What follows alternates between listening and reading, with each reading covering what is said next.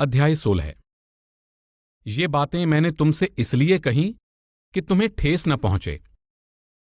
Christ कहते हैं, ये सब बातें मैंने तुम्हें पहले से उन घटनाओं के लिए तैयार रहने के लिए बताई हैं जो घटने वाली हैं, ताकि उस समय जब वे वास्तव में घटें तुम हैरान और परेशान होकर अपना विश्वास न खो बैठो। वे तुम्हें सभा घरों में से निकाल देंगे। इतना ही नहीं, वरन वह समय आ रहा है जब तुम्हें मार डालने वाला व्यक्ति ये समझेगा कि वह परमात्मा की सेवा कर रहा है। तुमने इतिहास में पढ़ा होगा कि कुछ लोगों ने परमात्मा के नाम पर दूसरों का गला काट दिया।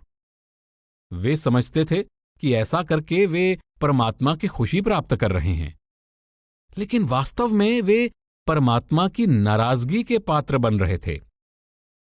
इसलिए क्राइस्ट कहते हैं, तुम्हें संसार से लगाव नहीं है, इसलिए लोग तुम्हें सभाघरों और मंदिरों से बाहर निकाल देंगे। इतना ही नहीं, तुम्हें मार डालने वाला व्यक्ति ये समझेगा कि वो परमात्मा की सेवा कर रहा है। लोग तुमसे इतने नाराज होंगे कि वे तुम्हें मार डालने की हद तक पहुंच जाएंगे। वे समझेंगे कि केवल वे ही परमात्मा के भक्त हैं। इतिहास पढ़कर देखो, हम कितनी ही बार ऐसे समय में से गुजरे हैं। लेकिन हत्या तो केवल शरीर की ही की जा सकती है, आत्मा को कभी कोई हानि नहीं पहुंचाई जा सकती। ऐसा वे इसलिए करेंगे कि उन्होंने न परमपिता को जाना है और न वे मुझे जानते हैं। क्राइस्ट कहते हैं, लोग बहकावे में आकर अज्ञानतावश ऐसे काम करेंगे। वे समझेंगे कि वे परमात्मा के प्रति अपना प्रेम प्रकट कर रहे हैं, लेकिन वे मुझे बिल्कुल नहीं जानते। यही कारण है कि वे तुम्हारा गला काटने की कोशिश करेंगे। अगर वे किसी संत की शिक्षा से परिचित होंगे और उनमें परमपिता के लिए जरा सा भी प्रेम होगा, तो वे इतना नीच काम कभी नहीं करेंगे। ये बातें मैंने इसलिए तुमसे कहीं कि जब उनका समय आए तब तुम्हें स्मरण हो कि मैंने तुमसे पहले ही यह कह दिया था।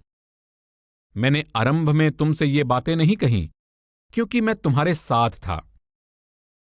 वे कहते हैं, मैंने दीक्षा देते समय तुम लोगों को इन बातों के लिए तैयार नहीं किया था क्योंकि मैं तुम्हारे साथ था।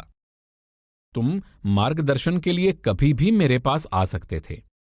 अब मैं शारीरिक रूप से तुम्हें छोड़कर जा रहा हूं, इसलिए मैं तुम्हें उन कष्टों के लिए तैयार करने की कोशिश कर रहा हूं जो तुम्हें मेरे शिष्य होने के कारण झेलने पड़ सकते हैं। मैं चाहता हूं कि जब वे कष्ट आएं तो तुम दुखी ना हो, न ही किसी बात का बुरा मानो। अब सब बातें तुम्हें समझा दी गई हैं, इसलिए तुम पहले से ही तैयार रहोगे और संसार से ऐसे ही व्यवहार की आशा करोगे। अब मैं अपने भेजने वाले के पास जा रहा हूं और तुम में से कोई मुझसे ये नहीं पूछता कि आप कहां जा रहे हैं।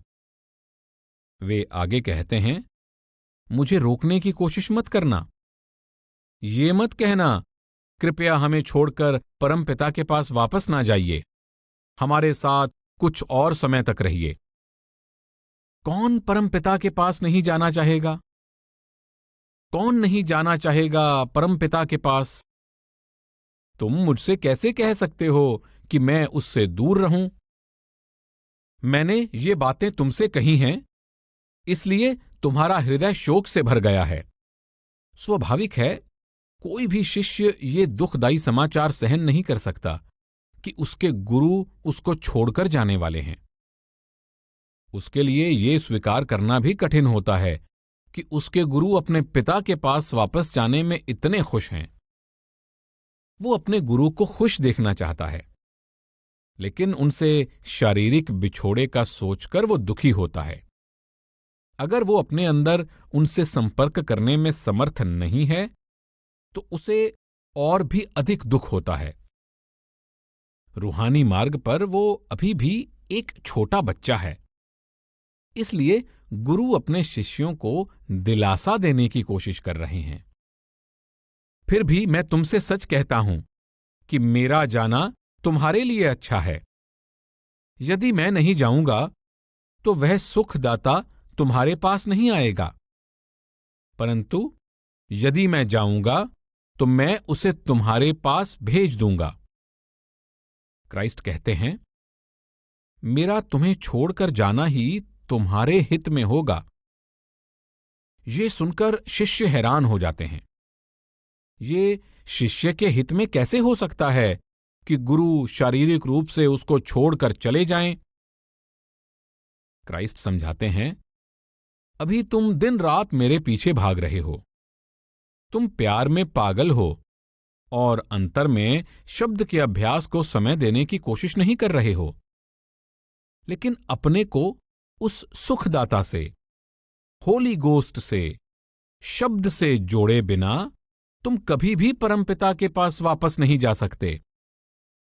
इसलिए जब शारीरिक रूप से मैं तुम्हें छोड़कर चला जाऊंगा, तब तुम बाहर कहीं भी मुझे खोज नहीं पाओगे, और तब तुम्हारे पास मुझे अपने अंदर खोजने के सिवाय और कोई चारा नहीं रहेगा। तब तुम शब्द से जुड़ जाओगे, जो तुम्हें मेरे स्तर पर, परम पिता के स्तर पर खींच लाएगा। गुरु हमारे हृदय में भक्ति भावना जगाने और हमें सत्य के मार्ग पर लाने के लिए हमारे स्तर पर आते हैं और हमारे हृदय में इतना प्यार पैदा कर देते हैं कि हम उनके बिना जी नहीं सकते। शारीरिक रूप से हम हमेशा उनके साथ नहीं रह सकते, इसलिए जो प्यार वे हमारे अंदर पैदा करते हैं वह अंततः हमें अंतर में ले जाता है। जब हम अंतर्मुख हो जाते हैं तो शब्द से जुड़ जाते हैं और यह शब्द हमें परम पिता के स्तर पर पहुंचा देता है। परंतु यदि मैं जाऊंगा तो मैं उसे तुम्हारे पास भेज दूंगा। तुमसे मेरा इतना गहरा प्रेम है कि वह प्रेम तुम्हें हमेशा मेरी ओर खींचता रहेगा। इतिहास गवाह है कि कुछ संतों ने अपने शिष्यों को कई वर्ष अपने से दूर रखा।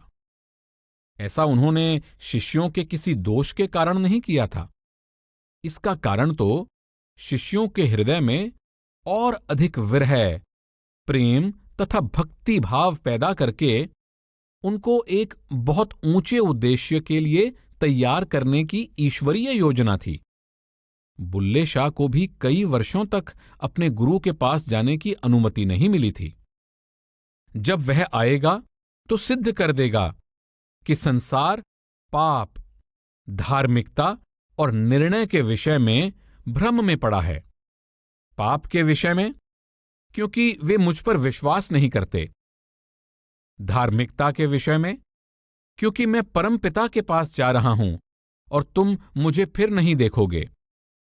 निर्णय के विषय में, क्योंकि इस संसार का शासक दोषी ठहराया गया है। क्राइस्ट कुछ महत्वपूर्ण विषयों को खोलकर अपने शिष्यों को समझाते हैं। पाप के विषय में, अंतर में जब तुम एक बार शब्द के साथ जुड़ जाओगे, तब इस संसार में आकर इस जन्म में या पिछले जन्मों में तुमने जो भी पाप किए हैं वे सब धुल जाएंगे।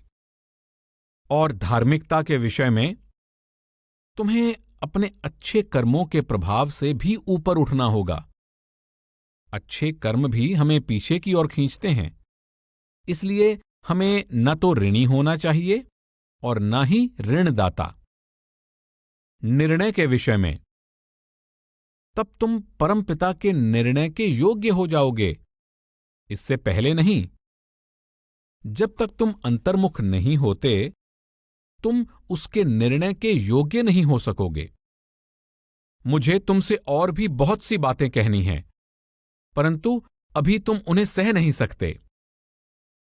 मैं तुम्हें आंतरिक मंडलों के सुंदर दृश्यों के बारे में बहुत कुछ बता सकता था तथा और भी बहुत सी आश्चर्यजनक बातें बता सकता था, लेकिन अभी मैं ऐसा नहीं कर सकता, क्योंकि तुमने अभी इस मार्ग पर इतनी प्रगति नहीं की है कि उन बातों को समझ सको। अब तक मैंने तुम्हें अपनी शिक्षा का केवल सारांश ही बताया है। लेकिन तुम्हारा मार्गदर्शन करने के लिए मैं हमेशा तुम्हारे साथ रहूंगा। और जब तुम अपने अंदर मेरे नूरी स्वरूप तक पहुंच जाओगे, तब मैं तुम्हें ये सब बातें समझाऊंगा। तब तुम मुझसे जो भी पूछना चाहो पूछ सकते हो, और मैं हमेशा उसका उत्तर दूंगा, क्योंकि तब तुम समझने के योग्य हो जाओगे। परंतु जब वह शब्द स्वरूप सत्य आएगा, तो तुम्हें संपूर्ण सत्य का मार्ग बताएगा। वह अपनी ओर से नहीं कहेगा, परंतु जो कुछ वो सुनेगा वही कहेगा और आने वाली बातें तुम्हें बताएगा। क्राइस्ट कहते हैं, मेरा वास्तविक स्वरूप शब्द है। तुम्हारे अंदर का वह सारभूत सत्य, वह शब्द जो सीधे परम पिता के पास से आता है। शब्द ही, मेरा शब्द स्वरूप ही तुम्हें संपूर्ण सत्य का मार्ग बताएगा। का अर्थ है कि वही तुम्हें परम पिता के पास ले जाएगा, जो पूर्ण सत्य है। यहां मैंने तुम्हें बहुत सी बातें बताई हैं, लेकिन जब अंतर में तुम मेरे पास आओगे, तो मैं तुम्हें वे चीजें दिखाऊंगा जिनकी तुमने कभी कल्पना भी नहीं की होगी और जो बुद्धि की पहुंच से परे हैं। वह मेरी महिमा करेगा, क्योंकि जो मुझसे पाएगा वही तुम्हें दिखाएगा। परमपिता तुम पर मेरी महिमा प्रकट करेगा, क्योंकि मैंने शब्द के द्वारा तुम्हारे पापों की सारी मैल धोकर तुम्हें परमपिता के पास पहुंचा दिया होगा। मुझे जो भी मार्गदर्शन और आदेश तुम्हें देने होंगे, वह मैं तुम्हें शब्द के द्वारा ही दूंगा। चिंता मत करो, मैं तुम्हें केवल शारीरिक रूप से छोड़कर जा रहा हूं। तुम्हारे अंतर में मैं हमेशा तुम्हारा मार्गदर्शन करता रहूंगा। मैं कभी भी तुम्हें छोड़कर नहीं जाऊंगा।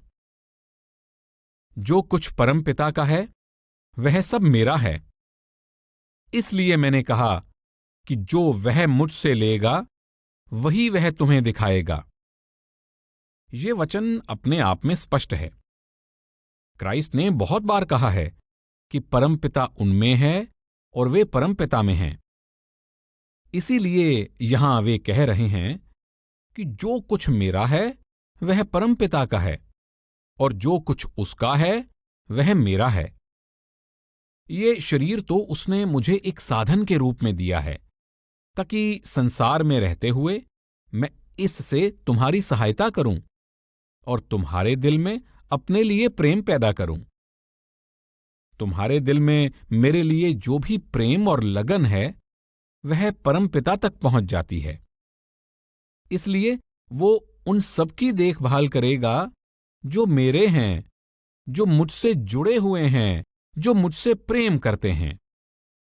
वह तुम्हें सब कुछ दिखा देगा। थोड़ी देर में तुम मुझे नहीं देखोगे, और फिर थोड़ी देर में तुम मुझे देखोगे, क्योंकि मैं परमपिता के पास चला जाऊंगा।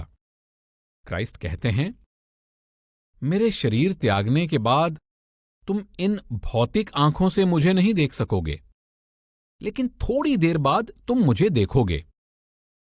इसका अर्थ ये नहीं कि तुम इन भौतिक आंखों से मुझे देख सकोगे या मैं वापस इस शरीर में आ जाऊंगा, बल्कि ये है कि तुम्हारी आंतरिक आंख खुल जाएगी और तुम अपने अंदर मेरा नूरी स्वरूप देख सकोगे। जब मैं यह भौतिक शरीर छोड़कर चला जाऊंगा, तब तुम मेरी कमी महसूस करोगे और मुझे देखने के लिए तरसोगे। इसलिए तुम रूहानी अभ्यास को अधिक समय दोगे और उस बिंदु पर पहुंचना चाहोगे जहां तुम मुझमें समाकर परमपिता में विलीन हो सको, जैसे मैं परमपिता में विलीन हो गया हूं। तब उनके कुछ शिष्यों ने आपस में कहा, ये क्या है जो वे हमसे कह रहे हैं? थोड़ी देर में तुम मुझे नहीं देखोगे और फिर थोड़ी देर में देखोगे, क्योंकि मैं परमपिता के पास जा रहा हूं। फिर उन्होंने कहा, वे जो ये थोड़ी देर की बात करते हैं, उसका क्या मतलब है? हम नहीं समझ पा रहे कि वे क्या कह रहे हैं। जीसस जानते थे कि वे उनसे कुछ पूछना चाहते हैं। अतः जीसस ने उनसे कहा, क्या तुम आपस में मेरी इस बात के विषय में पूछताछ कर रहे हो कि थोड़ी देर में तुम मुझे नहीं देखोगे और फिर थोड़ी देर में देखोगे? वे कहते हैं, मेरा ये कथन कि मैं थोड़ी देर बाद तुम्हें छोड़कर चला जाऊंगा और फिर थोड़ी देर बाद मैं पुनः तुम्हारे साथ होऊंगा, तुम्हारी समझ में नहीं आ रहा है। अपनी बात समझाते हुए जीसस उनसे कहते हैं, मैं तुमसे सच सच कहता हूं कि तुम रोओगे और विलाप करोगे, परंतु संसार आनंद मनाएगा। तुम्हें शोक होगा, परंतु तुम्हारा शोक आनंद में बदल जाएगा। जब मैं शारीरिक रूप से तुम्हारे साथ नहीं रहूंगा तब तुम दुखी होओगे, लेकिन वो तड़प ही तुम्हें अपने अंतर में मेरी खोज करने पर मजबूर करेगी। ये दुनियादार लोग जिन्होंने मुझे सताया है खुश होंगे और आनंद मनाएंगे कि उनकी उस व्यक्ति से जान छूटी जो उनकी समझ में उनके लिए एक मुसीबत बन गया था। अत्यधिक विषय भोग, अधूरी इच्छाओं तथा संसारिक लगावों का अगर यहां जिक्र ना भी किया जाए तो कोई बात नहीं। वे तो पुजारी प्रपंच, धर्म सिद्धांतों तथा धार्मिक अनुष्ठानों और रीतियों में इतनी बुरी तरह फंसे हुए हैं कि उन्हें उस आदमी को देखना भी गवारा नहीं जो उनकी आंखें खोलना चाहता है और उन्हें झकझोर कर उन जंजीरों से छुड़ा लेना चाहता है जो उन्हें इस संसार से बांधे हुए हैं। इसलिए जो व्यक्ति उनकी सहायता करने की कोशिश कर रहा है उसे तो वे सता रहे हैं, और जो उन्हें और अधिक कसकर संसार से बांधने के लिए ज्यादा मजबूत जंजीरों में जकड़ रहे हैं उनका वे सम्मान करते हैं, चापलूसी तथा पूजा करते हैं। लेकिन तुम्हारी रूहानी आंख खुल चुकी है और तुम जानते हो कि सत्य क्या है। इसलिए तुम मेरे इस भौतिक संसार से जाने का शोक मनाओगे, पर यही दुख और मुझसे मिलने की तड़प उस समय खुशी में बदल जाएंगे जब तुम अपने अंतर में मुझे साक्षात देखोगे और जान लोगे कि मैं सदा के लिए परमपिता के धाम का निवासी बन गया हूं। तब तुम और भी अधिक कोशिश करोगे, जिसके परिणाम स्वरूप तुम अनंत शांति और परम आनंद की उस अवस्था में पहुंच जाओगे जो मुझ में तथा परम पिता में समा जाने पर प्राप्त होती है। जब बच्चे को जन्म देने का समय आता है तो स्त्री को घबराहट होती है, क्योंकि उसका पीड़ा का समय आ पहुंचा है। परंतु जब वह बच्चे को जन्म दे देती है तो वह अपने कष्ट को याद नहीं करती, क्योंकि उसको खुशी होती है कि संसार में एक और मनुष्य उत्पन्न हुआ। तुम्हें अभी तो शोक है, परंतु मैं तुमसे फिर मिलूंगा और तब तुम्हारे मन में आनंद होगा। वह आनंद कोई तुमसे छीन नहीं सकेगा। बच्चे को जन्म देते समय आमतौर पर स्त्री को बहुत पीड़ा सहन करनी पड़ती है, लेकिन जिस क्षण बच्चे का जन्म हो जाता है उसे इतनी खुशी होती है कि उसकी सारी पीड़ा दूर हो जाती है और वो उसे बिल्कुल भूल जाती है। क्राइस्ट अपने शिष्यों को समझाते हैं कि इसी तरह मेरे चले जाने का तुम्हें जितना अधिक शोक होगा और तुम जितनी अधिक मेरी कमी महसूस करोगे, मुझे अपने अंदर साक्षात देखने के लिए तुम उतनी ही अधिक कोशिश करोगे, और जब तक तुम अपने लक्ष्य को पा नहीं लोगे, तुम प्रसव में से गुजरती स्त्री की तीव्र पीड़ा जैसा कष्ट महसूस करते रहोगे। लेकिन जब तुम अपने अंदर मुझसे मिलोगे तो तुम्हारी खुशी की कोई सीमा नहीं रहेगी।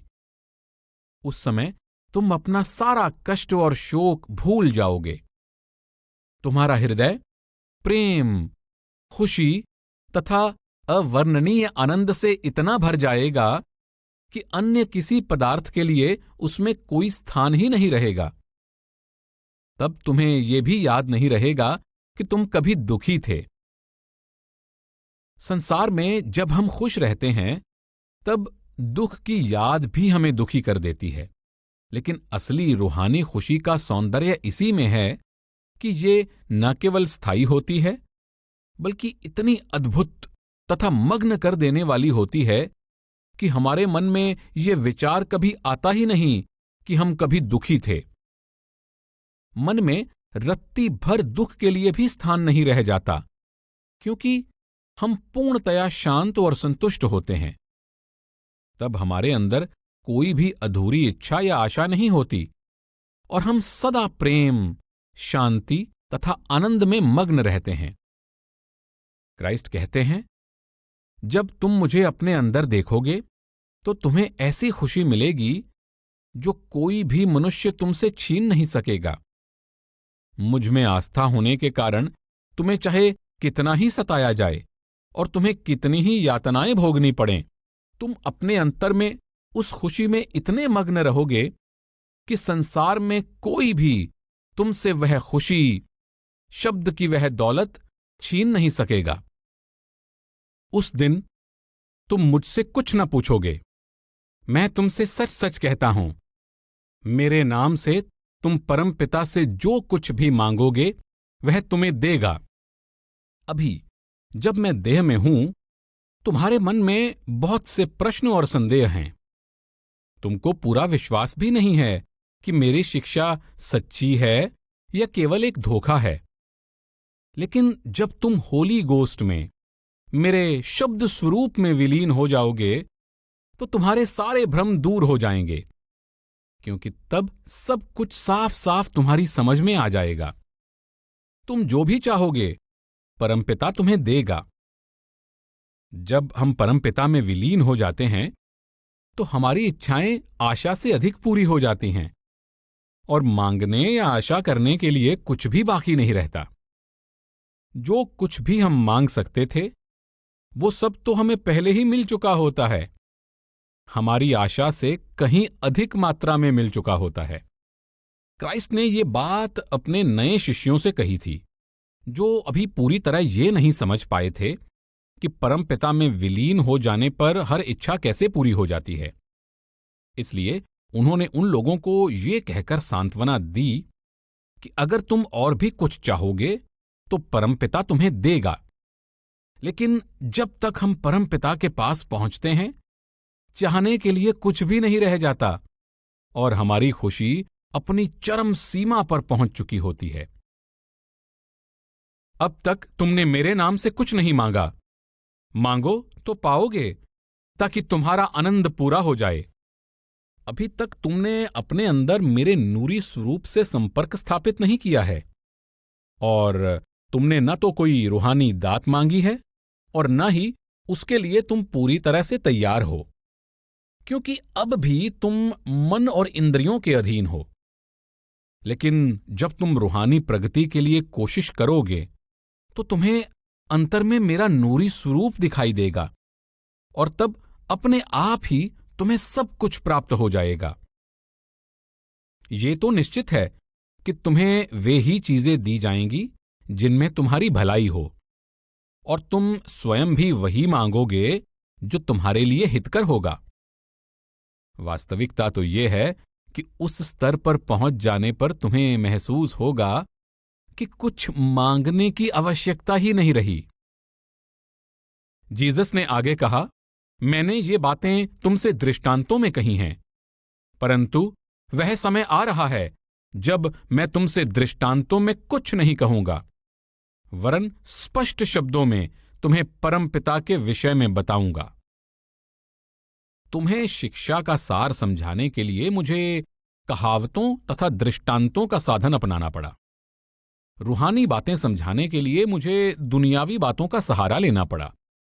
लेकिन जब तुम मुझे अपने अंदर देखोगे तब मेरी बातें तुम्हें स्पष्ट तथा सरल लगेंगी। तब मैं तुम्हें साफ साफ वो सब दिखा सकूंगा जो तुम अब नहीं समझ सकते। वास्तविक रूहानी सत्य मन और इंद्रियों की पहुंच से परे है, लेकिन जब तुम काफी रूहानी प्रगति कर लोगे, तब इन बातों का तुम्हें प्रत्यक्ष ज्ञान हो जाएगा। मनुष्य की भाषा में सत्य का वर्णन नहीं किया जा सकता। तुम्हारी आत्मा अभी मन और इंद्रियों के अधीन है और तुम्हारी बुद्धि की पहुंच सीमित है। इसलिए सत्य को मैं उन चीजों से तुलना करके ही तुम्हें समझा सकता हूं जिनसे तुम परिचित हो। लेकिन जीवित गुरु द्वारा दिए गए आध्यात्मिक निर्देशों का पालन करके तुम शिक्षा को और अच्छी तरह समझ सकोगे और अंत में अपने आंतरिक अनुभव से परम सत्य को जान लोगे। उस दिन तुम मेरे नाम से मांगोगे। मैं तुमसे ये नहीं कहता कि मैं तुम्हारे लिए परमपिता से विनती करूंगा। परमपिता तो स्वयं तुमसे प्रेम करता है, क्योंकि तुमने मुझसे प्रेम किया है और तुमने विश्वास किया है कि मैं परमपिता की ओर से आया हूं। जीसस ने पहले कहा था, अभी मैं किसी न किसी बहाने तुम्हारे कुछ प्रश्नों को टाल देता हूं और ये कह देता हूं कि परमपिता से तुम्हारे लिए प्रार्थना करूंगा। लेकिन जब तुम प्रगति करके उस स्तर पर पहुंच जाओगे जहां तुम अंतर में मुझे देखोगे, तब मैं तुम्हारे हर प्रश्न का सीधा उत्तर दूंगा, क्योंकि तब तुम समझ सकोगे और तुम्हें टालने की मुझे जरूरत नहीं होगी। लेकिन अगर इन रूहानी बातों में से कुछ बातें मैं तुम्हें मनुष्य की भाषा में अब समझाने लगूं, तो इससे तुम्हारी कोई सहायता नहीं होगी, बल्कि तुम और उलझन में पड़ जाओगे। परमपिता तुमसे प्यार करेगा, क्योंकि तुम्हारी मुझ में आस्था है और तुमने विश्वास किया है कि मैं परमपिता के पास से आया हूं और तुमने मुझसे प्यार किया है। जब तुम इस मार्ग पर चलोगे तो तुम्हें प्रत्यक्ष ज्ञान हो जाएगा कि परमपिता और मुझ में कोई भेद नहीं है। अभी तुम ये नहीं समझ सकते कि परमपिता और मैं एक हैं, लेकिन तब तुम ये सत्य जान लोगे। तुम्हें अंतर में ये अनुभव हो जाएगा। मैं परमपिता के पास से संसार में आया हूं और अब संसार को छोड़कर परमपिता के पास जा रहा हूं। यहां क्राइस्ट कहते हैं, मैं परमपिता के पास से आया हूं और मैंने अपना निर्धारित कार्य पूरा कर लिया है। मैंने तुम सबको एक सूत्र में बांध दिया है और आदेश दिया है कि एक दूसरे से प्यार करना तथा परमात्मा के शब्द को सुनने का निरंतर अभ्यास करते हुए गुरु के प्यार को हमेशा अपने अंदर जीवित रखना, ताकि अंततः तुम परमपिता के पास वापस जा सको। मैं अपना काम पूरा करके वापस उसके पास जा रहा हूं। प्रश्न और उत्तर। क्राइस्ट का पुनः आगमन। प्रश्न। सारे ईसाई जगत का, जिसमें मेरे परिवार का एक सदस्य भी शामिल है, दृढ़ विश्वास है कि जीसस स्वर्ग के बादलों में से वापस आएंगे। आपको यह कहानी याद होगी कि सूली पर चढ़ाए जाने के बाद क्राइस्ट एक बादल पर सवार होकर स्वर्ग में चले गए और आंखों से ओझल हो गए। बाइबल में क्राइस्ट ने कहा है, मैं फिर आऊंगा, लेकिन इसका मतलब यह नहीं है कि वे शरीर धारण करके वापस आएंगे। गुरु शिष्य के पास बार बार आते हैं। क्राइस्ट कहते हैं, मैं अभी शरीर में हूं और थोड़ी देर बाद तुम मुझे नहीं देख पाओगे, लेकिन मैं अपने नूरी स्वरूप में फिर तुम्हारे अंदर आऊंगा। प्रश्न। जी हां, मैं यह अच्छी तरह समझता हूं, लेकिन ऐसा क्यों है कि सब लोग इस बात को एक भौतिक घटना के रूप में ही लेते हैं और उन्हें विश्वास है कि क्राइस्ट शरीर धारण करके फिर आएंगे? सारा ईसाई जगत यही मानता है। 2000 साल में तो वे शरीर धारण करके नहीं आए हैं। अगर 100 साल बाद वे आ भी जाएं, तो इससे हमें क्या फायदा होगा? चलो मान लिया कि लोगों का विश्वास सही है कि क्राइस्ट बादलों में से वही रूप लिए निकलेंगे। लेकिन अगर क्राइस्ट आज आ भी जाएं, तो इससे उन लोगों का क्या फायदा होगा जो इन 2000 सालों में जिए और मरे हैं? क्राइस्ट ये बात अपने शिष्यों से कह रहे हैं, अन्य लोगों से नहीं। वे उनके लिए परमपिता से प्रार्थना करते हुए कहते हैं, मैं उनके लिए प्रार्थना करता हूं, सारे संसार के लिए नहीं। वे उनके लिए प्रार्थना करते हैं जिनको उन्होंने दीक्षा दी है। उनकी सारी शिक्षा उन्हीं लोगों के लिए है।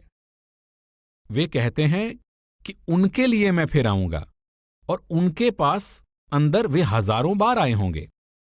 हो सकता है कि उन लोगों ने उनको बाहर ऐसे भी देखा हो जैसे किसी भौतिक शरीर को देखते हैं।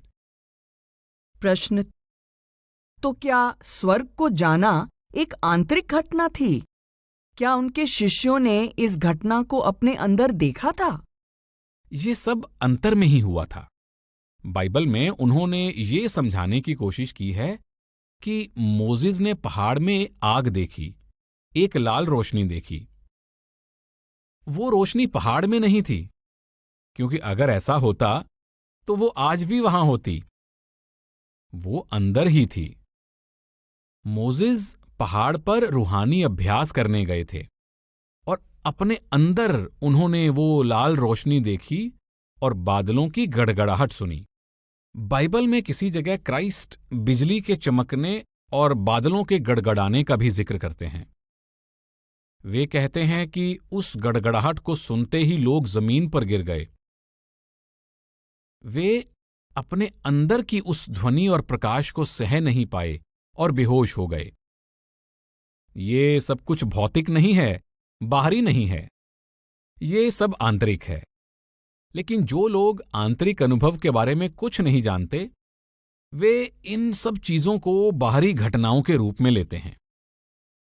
आज अगर क्राइस्ट को फिर आना पड़े तो उन्हें अपने माता पिता तथा सारे शिष्यों को उन्हीं संबंधों सहित उसी देश में लाना होगा, तभी हम उनको पहचान सकेंगे। अगर क्राइस्ट दूसरी माता से जन्म लें तो हम कैसे जान सकेंगे कि वे ही आए हैं? और फिर 2000 साल बाद वो सारा नाटक कैसे दोहराया जा सकता है? नूरी स्वरूप में प्रकट होना। प्रश्न: महाराज जी, मैं आपसे एक सवाल पूछना चाहता हूं जो मुझे परेशान करता रहा है। सेंट जॉन में दी गई जिस कहानी में क्राइस्ट को मछली खाते और खिलाते हुए दिखाया गया है, उसका अर्थ तो समझाया जा सकता है, लेकिन इस कहानी का क्या अर्थ है कि क्राइस्ट के सूली पर चढ़ाए जाने के बाद उनके शिष्य, जो पेशे से मछियारे थे, उनको छोड़कर मछली पकड़ने के लिए वापस गैलिली के समुद्र की ओर चले गए थे और भाग्य ने उनका साथ नहीं दिया था। कहानी के अनुसार जब मछलियां उनके हाथ नहीं लगीं, तो तट पर बैठे एक व्यक्ति ने उन्हें नाव के दूसरी तरफ जाल फेंकने को कहा। उन्होंने ऐसा ही किया और उनके जाल मछलियों से भर गए। तब क्राइस्ट सूली पर चढ़ाए जाने के बाद उनके सामने प्रकट हुए और समुद्र के किनारे बैठकर उन्होंने मछलियां खाईं। उसके बाद वे गायब हो गए। क्या यह भी शिष्यों के साथ उनका आंतरिक मिलाप था? सूली पर चढ़ाए जाने के बाद क्राइस्ट देह स्वरूप में नहीं, अपने नूरी स्वरूप में प्रकट हुए थे।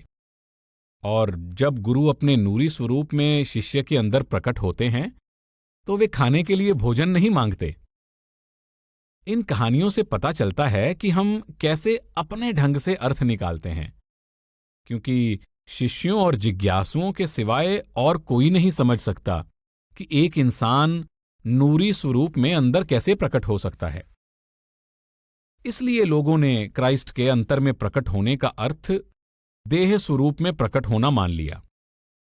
अगर एक सत्संगी कहे, मैंने अपने गुरु को यहां देखा, उन्होंने मेरी मदद की, वे मेरी यात्रा में मेरे साथ थे, तो स्वाभाविक है कि वो व्यक्ति जो सत्संगी नहीं है, ये समझेगा कि इसके गुरु अवश्य भौतिक शरीर में मौजूद रहे होंगे।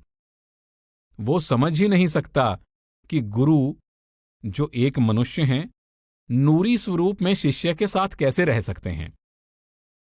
इसलिए ये उन लोगों की व्याख्या है जिन्होंने बाद में बाइबल लिखी। जैसा कि आप जानते हैं कि बाइबल क्राइस्ट के समय में नहीं लिखी गई थी, ना ही ये क्राइस्ट के मुख्य प्रचारकों ने लिखी थी, और ना ही उन लोगों ने जिनके सामने वे प्रकट हुए थे। ये उनकी मृत्यु के बहुत बाद लिखी गई थी। क्राइस्ट कहते हैं, मैं थोड़े समय के लिए ही तुम्हारे साथ हूं और मैं फिर तुम्हारे साथ रहूंगा। मैं शारीरिक रूप से तुम्हारे साथ नहीं रहूंगा, लेकिन रूहानी रूप में मैं फिर तुम्हारे साथ रहूंगा और तुम मुझे अपने अंदर देख सकोगे। इसलिए उनका संकेत किसी बाहरी चीज की ओर नहीं, बल्कि अंदरूनी चीज की ओर है।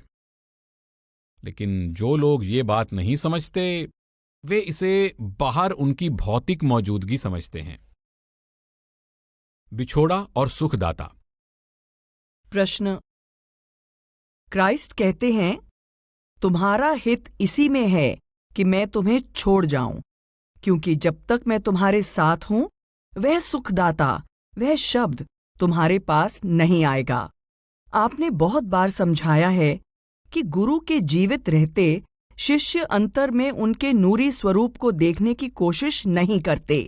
इसलिए मेरा प्रश्न है कि अगर शिष्य सच्चा है और गुरु के जीवन काल में भी कड़ी मेहनत करता है, तो क्या वह उनके जीवित रहते उनके नूरी स्वरूप तक पहुंच सकता है, या यह भी तभी संभव है जब गुरु संसार में नहीं रहते?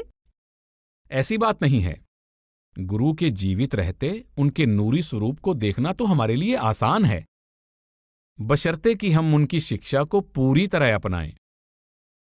तब हमें क्रियात्मक रूप से सीधी मदद मिलती है।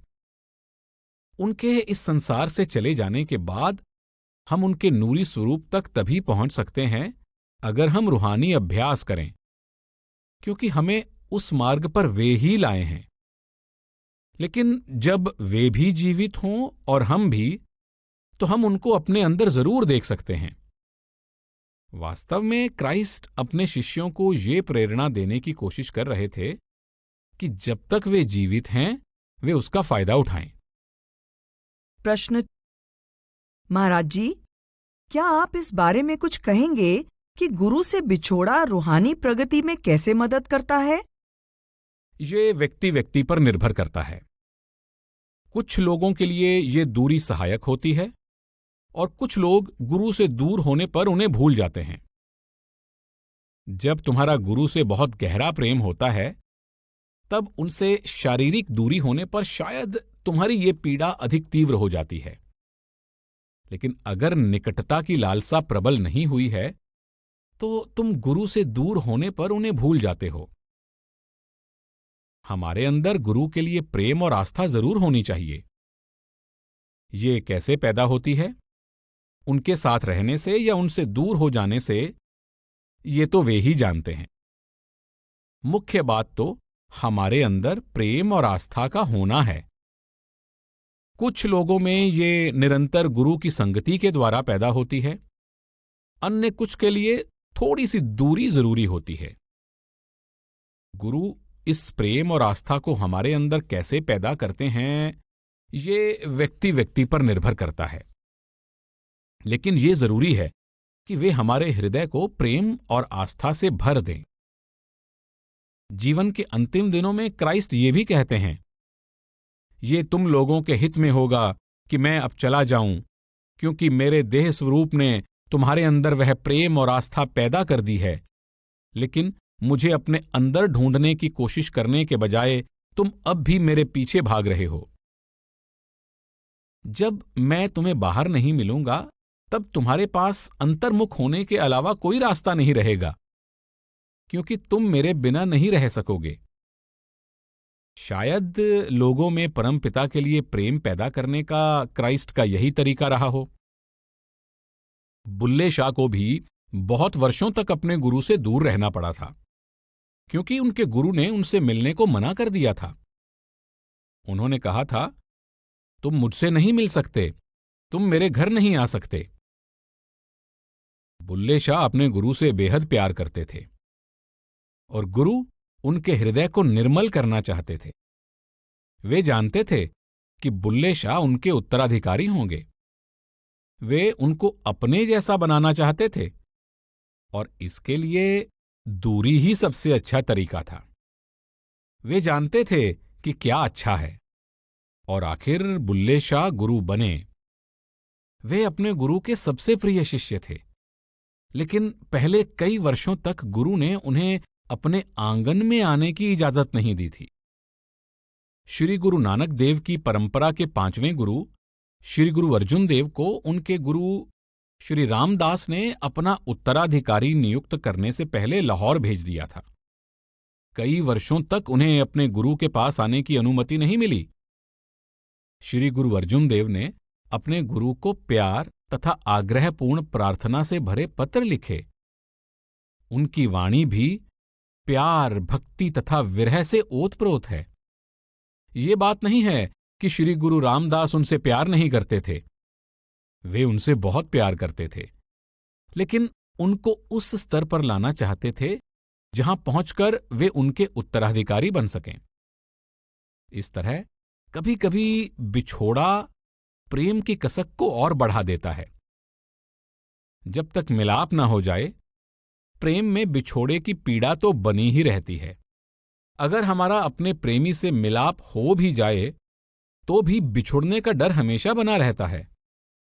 ये डर हमें और अधिक दुखी कर देता है। इसलिए जब तक पूर्ण मिलाप नहीं हो जाता, बिछुड़ने के दुख से छुटकारा पाना बहुत कठिन है। प्रश्न: जब हम गुरु से अंदर मिलते हैं तो क्या पूर्ण मिलाप नहीं होता? जब तुम परमात्मा से एक हो जाते हो तो पूर्ण मिलाप हो जाता है। जैसा कि क्राइस्ट ने कहा है, अंत में भेड़ों का एक ही बाड़ा होगा और एक ही गडरिया होगा।